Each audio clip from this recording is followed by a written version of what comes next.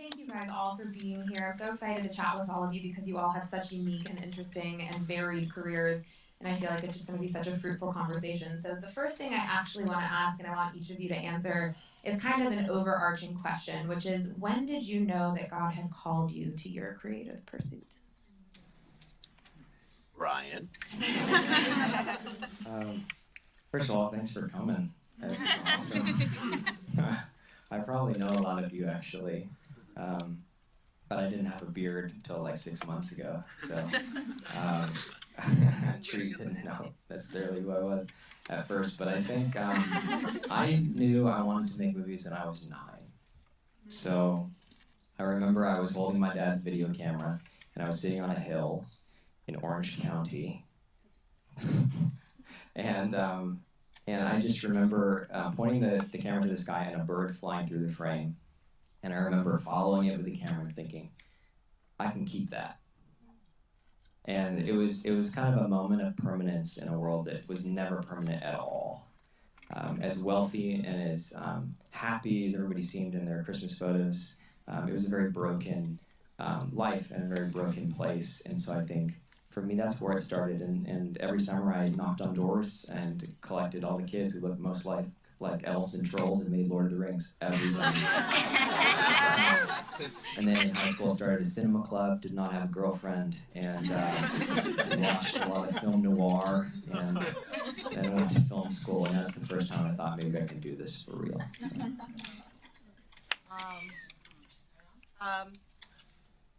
So Switch down at the bottom.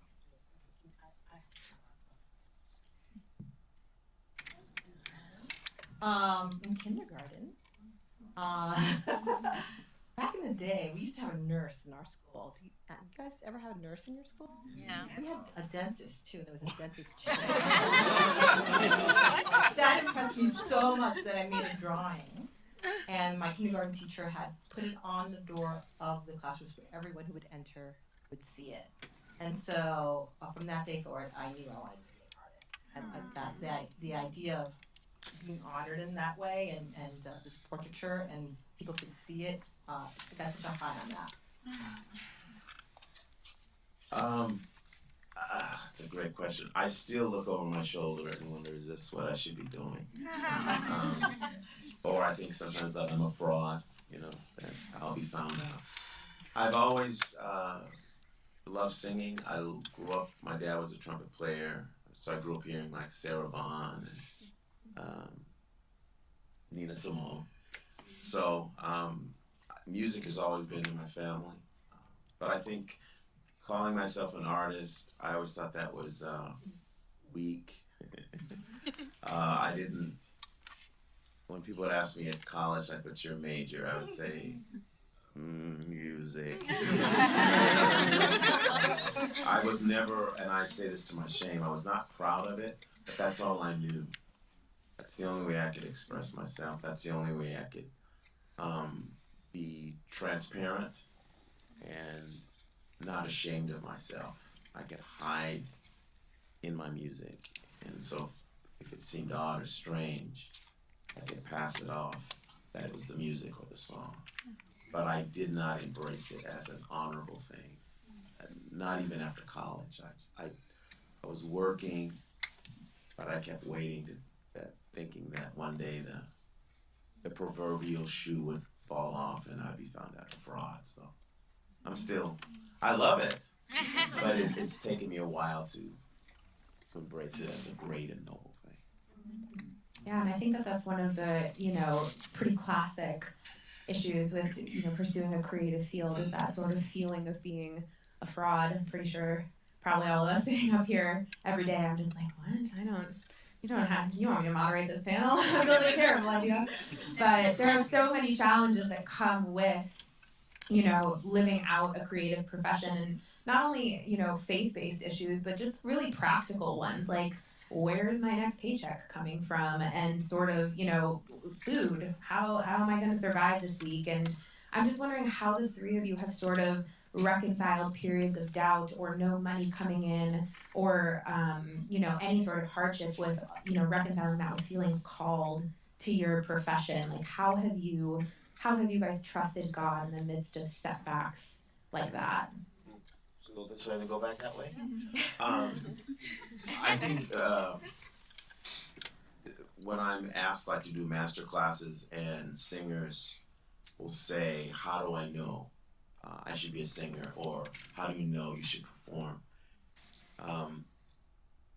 And I'm older than everybody up here, I think. Yes, I am, I'm sure. I think if you have to ask yourself the question, I would say it's not for you to do. It's when this is all you know to do, that it doesn't, you're not looking, as I'm looking at my wife over there, you're not looking to the future, you're just looking at, I have to survive by doing this. So you're not thinking dollars and cents. When I was in high school or college, no, you just think, this is all I know to do. So the rational part of your brain only kicks in when you get married or when you're engaged to be married. And she says, so now what? I think, and I would say this to everyone, if you do it to make money, it's probably not the right profession. If you do it because you want to be famous, it's probably not the right profession. If you're doing it to feel better about yourself as a person, it's probably not the right profession. Yet, that is why we do what we do, for all of those reasons. Deep insecurities, wanting to survive and thrive. Amen. So in my conversations with Caleb, I used to work for the Central Computer in New York. So one of the rhetoric was there, here's this theology so that you can go out and do your vocation, do kingdom flourishing. And in my conversation with Caleb, it's like, well, yeah, but as an artist, there's a reciprocal. Like there's starting from, because of my vocation as an artist, I understand X, Y, or Z about Christianity. And one of them is the sacrificial life. It's like you choose out of love and desire to feed the soul, and art does that, and it's parallel to the Christological life, which is you choose this master over this master, and so the lesson learned of being an artist and choosing one way, and because of that choice, you let go of other things. I don't have to have a 2-car garage. I don't have to have, my kids are really good at thrift shopping. That's all they've ever known, and I think that that also teaches me about ingenuity, how to be, how do you take a little bit, make a lot. And so when I hear the parable of the mustard seed, or, things like, so being an artist has actually been a great conversation partner with my faith walk, and has actually have an affinity with Christianity because it's something that I understand because I'm an artist. That's a really good answer. We're going to start from here now, to the theologians. I'm realizing, so my story is probably maybe a little unique. So I became a Christian while I was making a movie. So my faith is very much intertwined with wanting to be famous. And I got to film school, and I wanted to be an entertainer. I wanted to, because nobody criticized, well, they do now, but most of the times it's kind of a profession where people like you, and now all I do is controversial documentaries, of course, but at the time I thought I'll be an entertainer, and I realized it wasn't very entertaining, but I could communicate. And when I was in school, I roomed with an evangelical Christian, which, as we know, are the worst type of Christians. His name was Will, and I called him God's Will.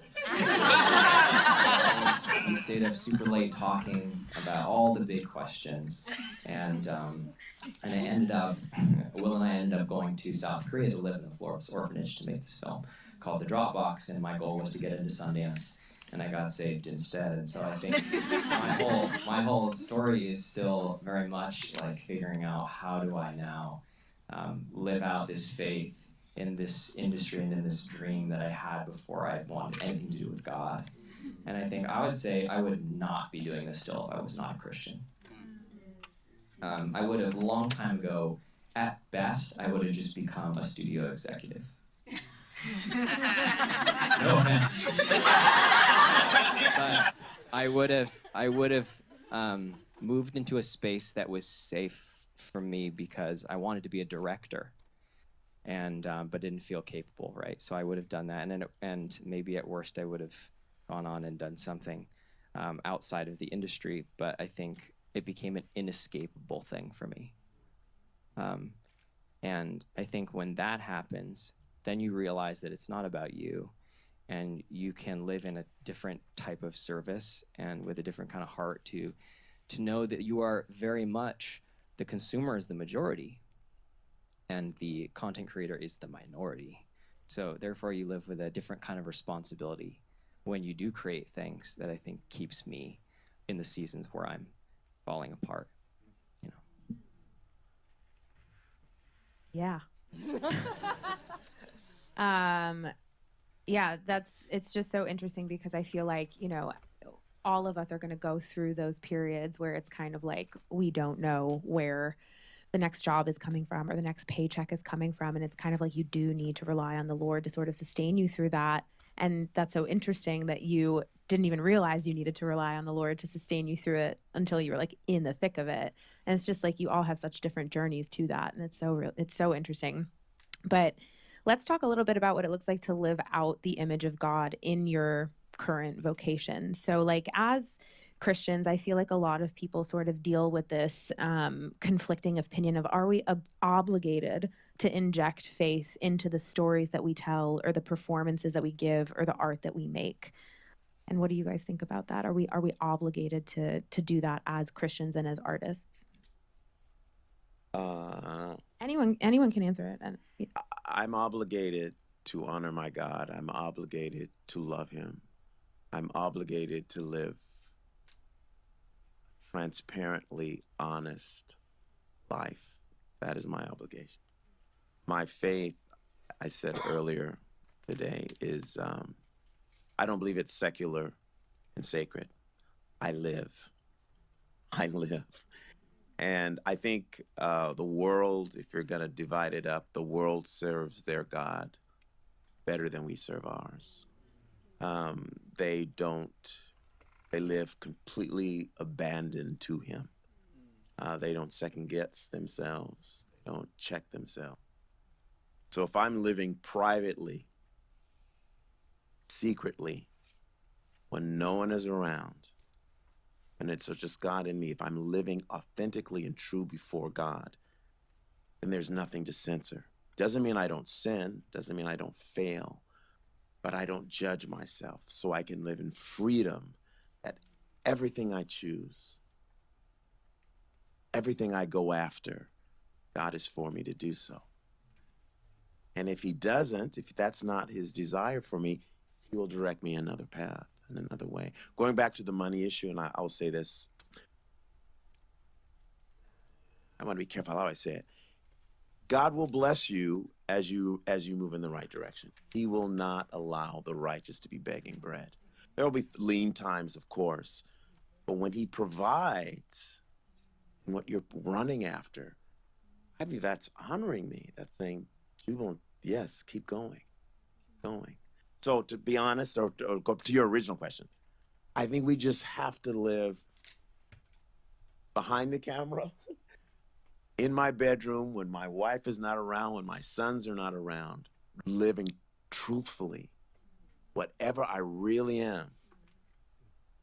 Right? And that's the hard part. That's the challenge, is to say, I'm going to live my secrets.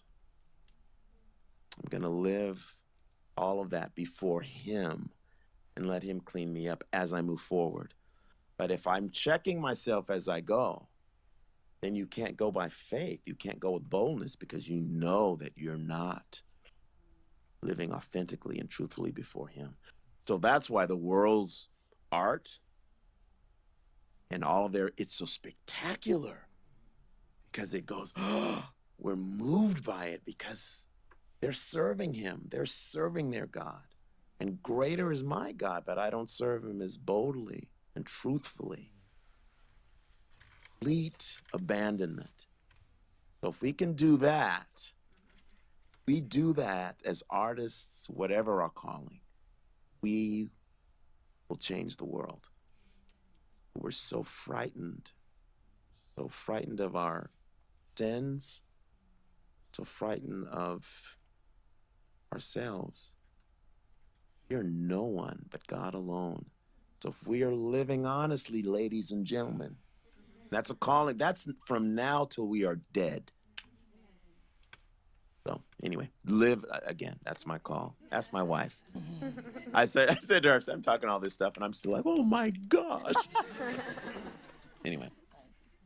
That question has, I think, many different levels. So I'm going to try to answer level number one, and maybe only that. And that is Imago Dei to Missio Dei, meaning I made in the image of a God, which leads me, so I reflect, as he said, his image, but I also reflect his ethos, what he cares about. And so what he cares about becomes the concerns of what I care about. Brian's film, and his documentaries are a perfect example of image of God to Missio Dei, the ethical side of what God cares about.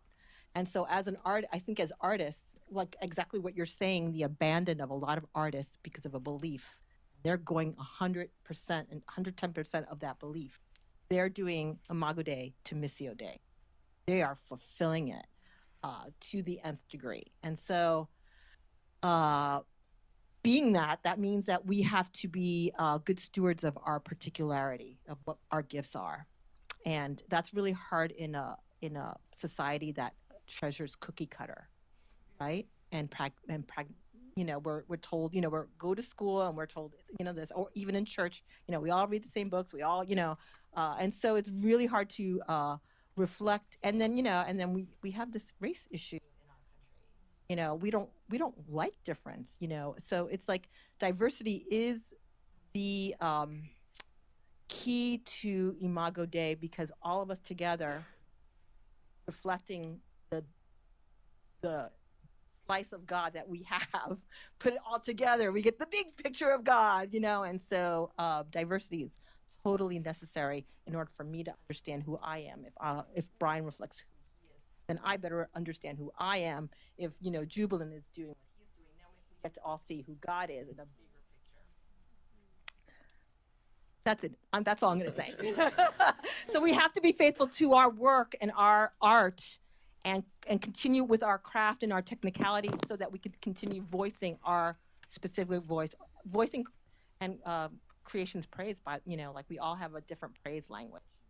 God. I never went to seminary, so this is awesome. This is great. I think being an artist is like going to seminary. We do a lot of spiritual work on the down low. Film school was seminary for sure. Yeah, totally. I remember being in my film theory class, and my professor got up the first day and he said, yeah, so I don't really like religion, so we're not going to talk about that in my class. I was like, okay. It was totally unsolicited. Did it eke out? Oh yeah.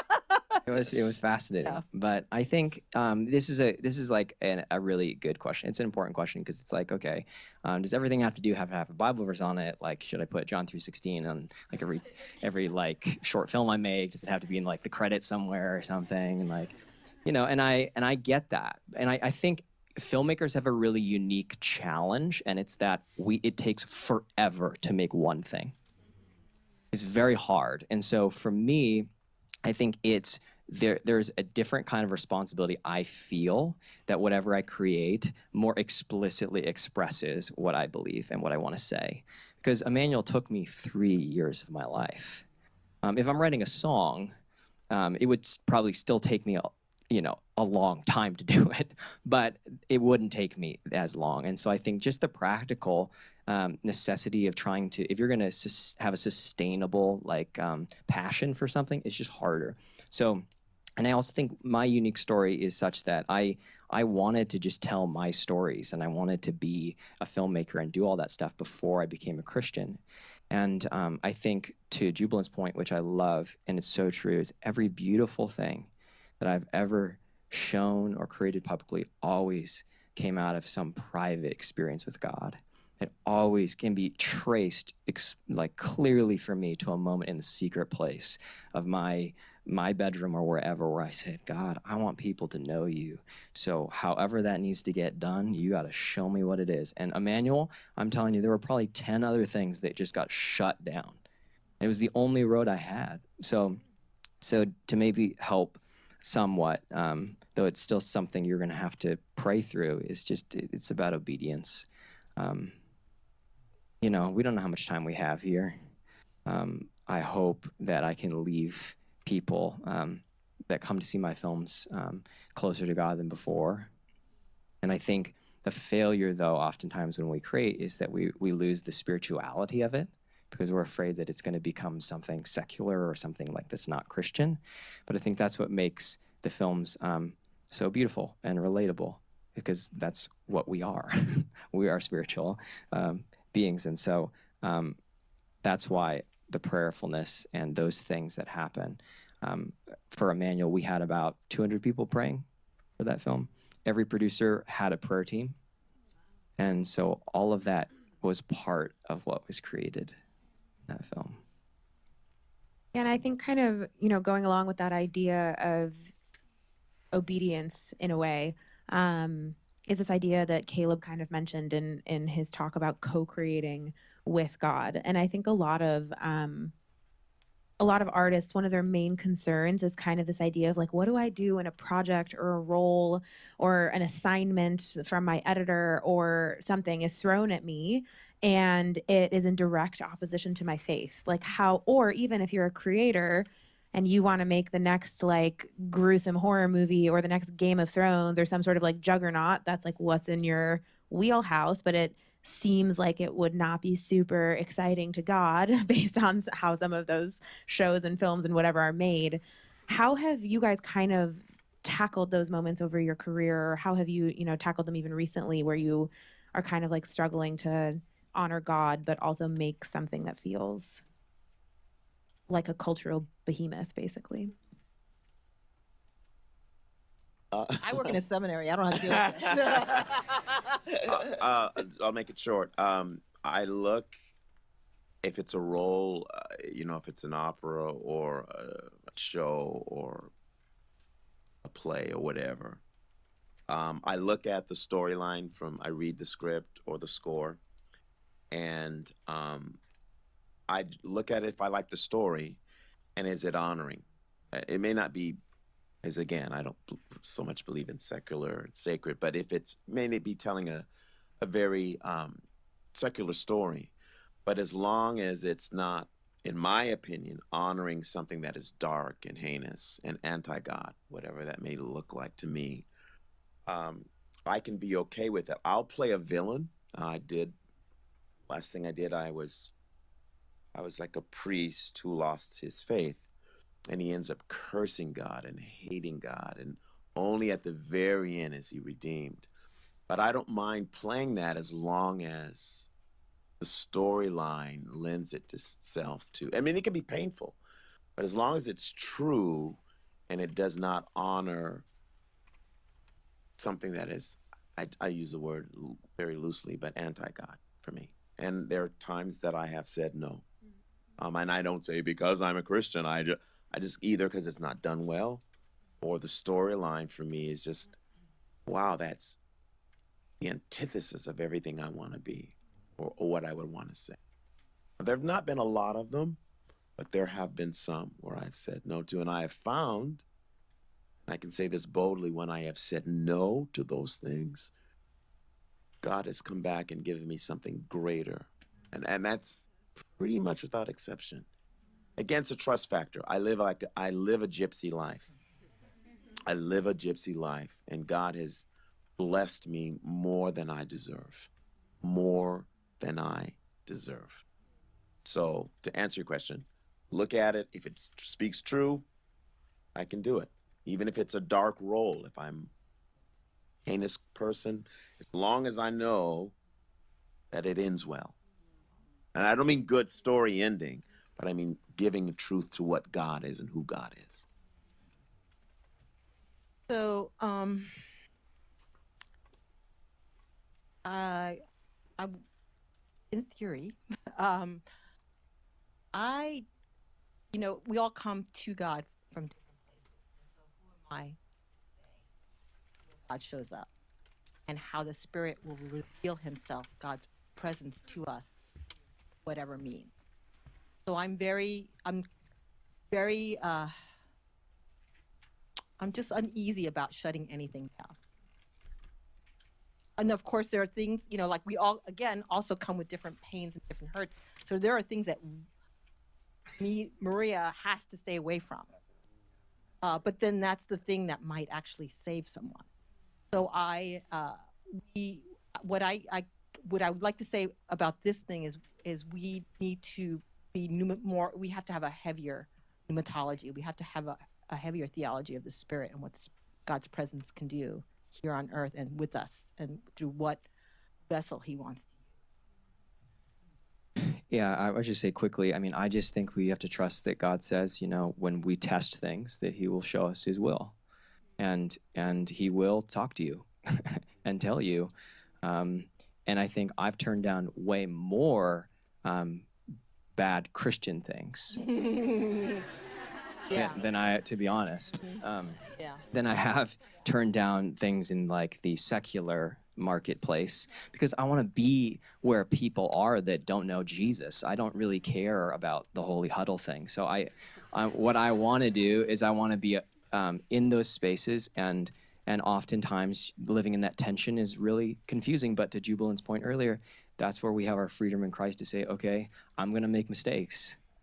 And even to Caleb's point is like, if you are stuck with that, you're in the body of Christ. You have people praying for you. You have people to make you accountable or to give you another perspective, because sometimes we're just so in our own little thing. And so that's where having your tribe is really important.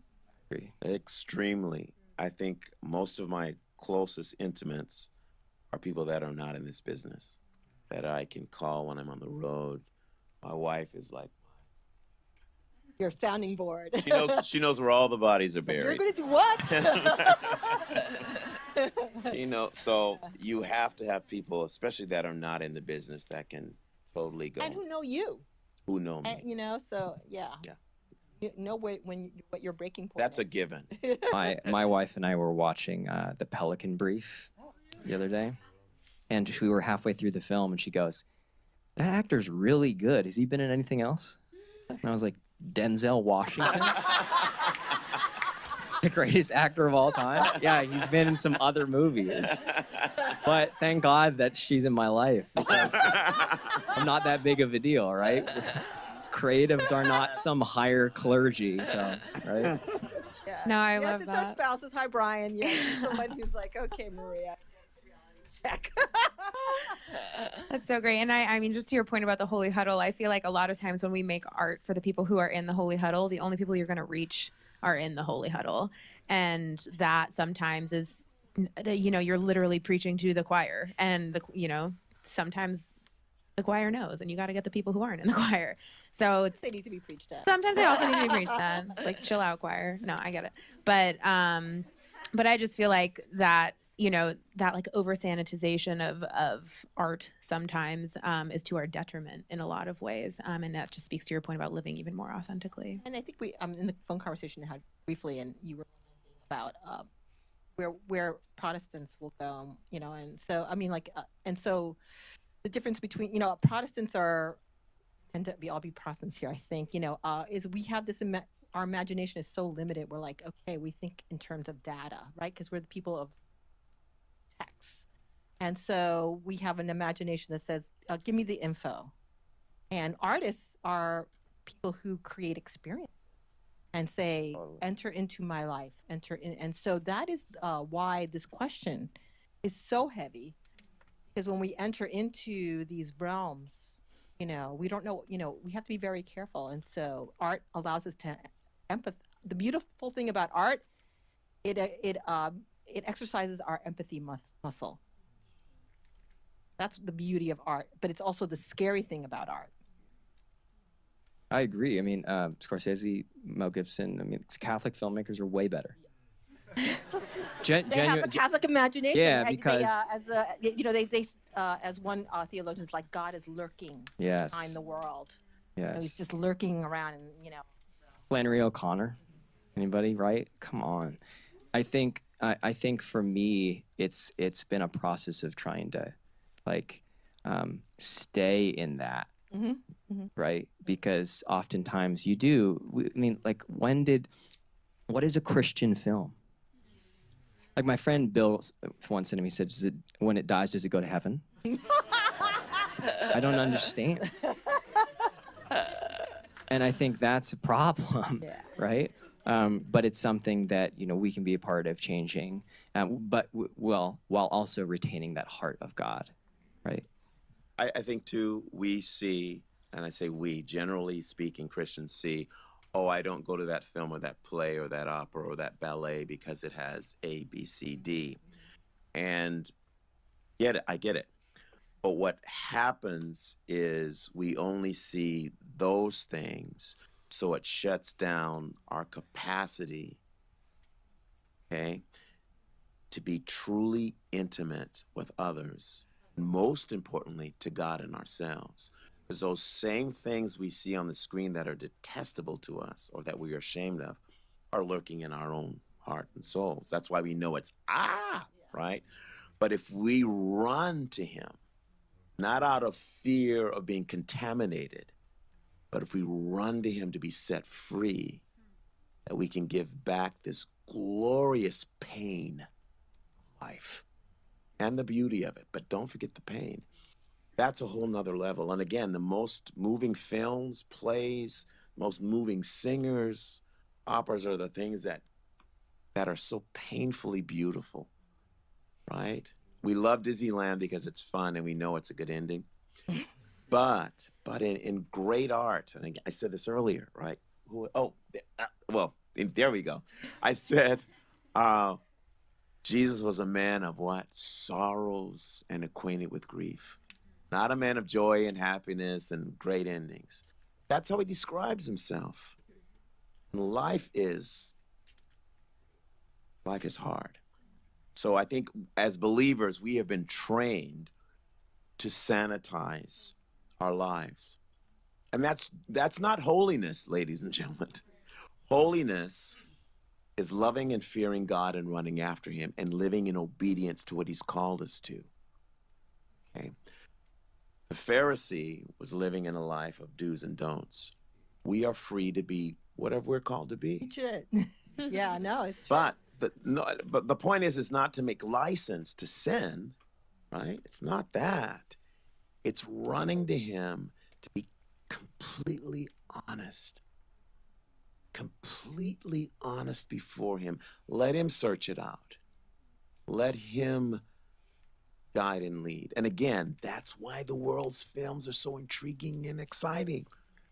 Because they serve him. They serve small God. And the Christian narrative has been around for 2,000 years because that narrative, is a cross and hell.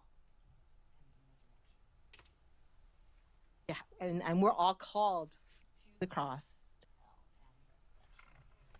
That is a narrative. That's our narrative. Right. Well, it's living. It's he came from the glory. God himself comes to earth, right? And he mingles in this filth, death, sickness, dying, hopelessness, madness. And that's what he's called us to do. And we cannot live any place but in the palm of his hand. He will hold me from the fire. But my fears, I'm speaking for myself now. As a Christian, it's like, I don't want to sin. I don't want to mess up. I don't want to cross the line. And the fear was my own temptation. I had not surrendered everything to him. And I know I haven't. So that's why I can't run wholeheartedly and be free. Because I'm afraid I just may want to sit down and eat the crap. Right? But when I've given myself to him and he knows me, I do whatever I called to do. What you're kind of Let me turn my mic off. No. What you're kind of portraying too is one of the reasons why artists have a hard time in church. It's because we sit with we're Sanhedrin. the Sanhedrin and the sanitized, and it doesn't ring true to us because we're okay to live in that ambiguity and the dirt and the dust and crawl in the mud. We're okay with that. We see that, we feel it, we embody it, we emphasize it. And then we go to church and we're told, a sanitized version of that. And we're like, something's not right here, You guys crushed it. That was awesome. So I am going to open the floor. We've got a couple minutes to take some questions from you guys. If anybody wants to ask, is there a microphone that someone's going to yeah, there's microphones up there. Okay, so if anybody has questions, if you have them in general for these folks, or if you want somebody that you want to ask directly a question to, feel free to raise your hand and we will get some questions going here in the last couple minutes. If no one has a question, I'll ask a question. Since you have the mic. I mean, I have the mic. So in your earlier question, or in your earlier responses, I had heard a theme of failure and mistakes. Do you have any tangible moments in your life where God has met you in those, and how you have kind of conquered it, knowing that the Spirit has led you out of it? I can think of one. Back on. I can think of one. I won't say it was a very intense, great orchestra. It was early part of my career, and I did front half. It was like classical. I'll just say Mozart, and I think it was Mozart and Mahler. And the second half, I sang a couple of spirituals, and one of the spirituals, "Were You There?" So during rehearsal, some orchestra members didn't like the words. They didn't like when he died and then he rose up from the dead and the blood came streaming down. They didn't like it, right? So they told the conductor, who was British, that we don't want him to sing that song. So we take a break, go to my dressing room. Conductor comes in, who was not a believer, and he says, "This is art. How dare they want to stop this performance, blah, blah, blah, blah." So the executive director comes in and he goes, "Jubilant, what do you want to do? They're asking you not to do this." So, I was just starting out, and I said, there's a very famous singer by the name of Kathleen Battle. I don't know if you know, classical singer. And I said, "Would you ask Kathy Battle not to do it?" And he said, "No." So I said, "Would you ask Jesse Norman not to do it?" And they said, "No, we would not do that." So I said, I think I would do it, I guess. So the conductor said, not a believer, "If he does not sing that song, I will not conduct." Right?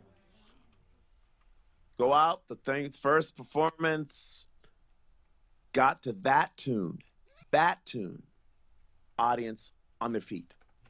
On their feet. I did 2 encores. I called my wife. And I said, they'll be praying, they don't want me to do this piece. So again, it was not a sick Christian event. Conductor was not a believer. My career, it was just starting out, but God honored me. So I would say that was a moment. I can't I wish I could always remember it when the chips are down, but there are moments that I think I'm going out on the line here. It's different. You said as a singer, as an artist in the church, as a singer, it's an easier outlet for me because I can sing in the church, but you can't really do a play you can do a play in the church. You can't really do a film in the church. So I have an outlet. I have allies in the church because, he's going to sing a song. So that makes life easier than if I were maybe just a straight actor or a playwright. So I think that gave me hope to know that God is for me. Great answer. Yes. Yeah, so thank you guys for all coming out, sharing your stories. It's great. It's wonderful. In regards to transparency, have you guys ever found yourself in a place where you had to talk about your personal issues, failures, dark sides of the soul kind of things? And how did you go through that in terms of that process? because unmasking that and being vulnerable and being naked before people, you know, open to people's judgments and critiques and things of that nature, and even your own self-editor, how did you go through that?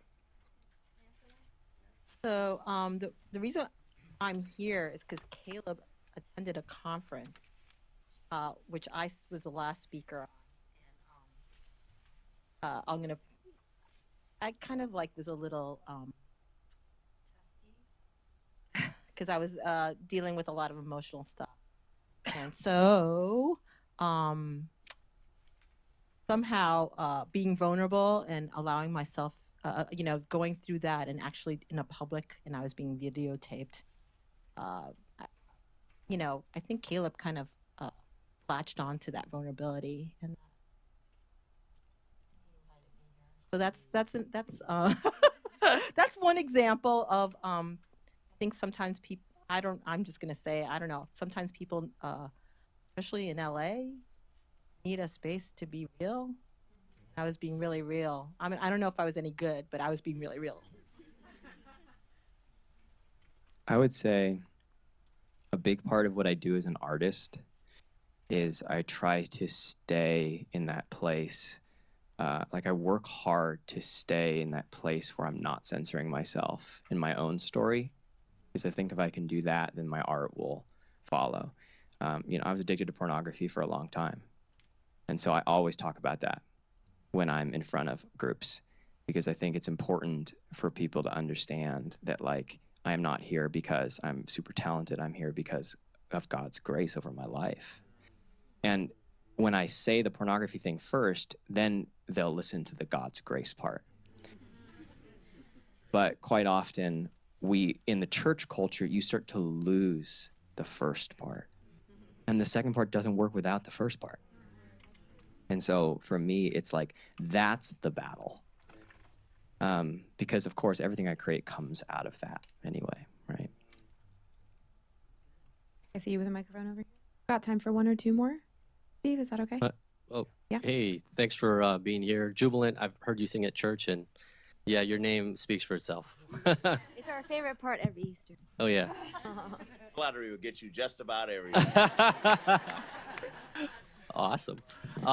This is a general question for anyone who wants to answer this. Could you tell us a little bit about your relationship with doubt in your creative process, and also in what you, maybe in the calling of certain projects that you've been a part of? Jubilant?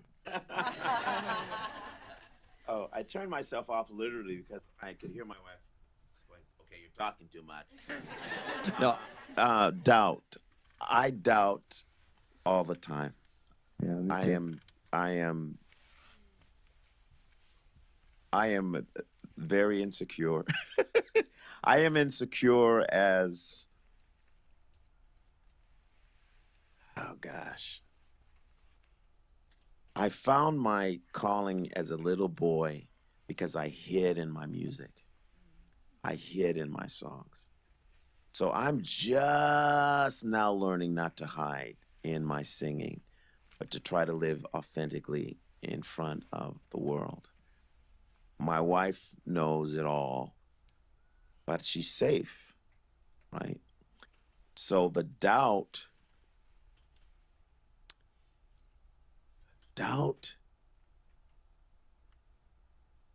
is really saying, truthfully, I don't believe God. I don't believe God redeemed me. I don't believe God can forgive me. I don't believe God answers prayer. I don't believe God is true. That's doubt. So there's nothing soft or weak or, oh, humble about it. It's blatantly ugly and ruthless. It's insidious. But do we all doubt? But it is nothing that we should coddle and think, well, it's ugly. It's not a sweet, oh, I'm doubtful. Don't ever think that it's a sweet part of the human condition. It's to be beaten, broken, and fought against. It's living by faith. The righteous live by faith. So don't let the doubt, don't hold it there as a safety. You know, keep in the back, well, I have a little doubt, so that must mean I'm thinking logically. I'm thinking rationally because I've got a little doubt there. That's from the pit of hell. Okay? If you choose to do it, do it. And if you fail at it, it's great. God said that's not for you to do. Then you know. But if you live in the doubt and you have that as a safety card, it's mocking you. It's mocking the truth of the Word of God, that God is true and real. I'm sorry. I would say, I know we're probably out of time here. I would just say quickly, my tendency is just to isolate myself from people. So I try not to do that when I'm doubting. And I think what I've seen God do, and hopefully it's a faith builder for you, but he will give you assurance. And I remember when we were making a manual, I went there in 2016, and I'm this white kid from LA walking into this tragedy thinking, what am I doing here? Like, God, I don't know why I'm here, but I feel like I'm supposed to be here, so you got to show up. You got to hijack this thing. And I remember I praying for that assurance. I was like, I have to have an anchor, because there's just no way I'm going to trust you through, I can't see, you know. And I remember we did just a conversation with some local leaders, and the mayor came, and he was just passing through the hotel, which is crazy. He walks in, he sits down, he's like, what is this for? And I said, oh, Mayor, this is for this film. We're trying to do a film, you know, about this thing. He's so interesting. He sits down, sits there for 30 minutes. Afterwards, he says, this is great. Come see me. I want to give you the keys to the city. And I had that key, and I just would look at it every once in a while. And God does stuff like that. Have you guys not seen this film? Who has not seen this film?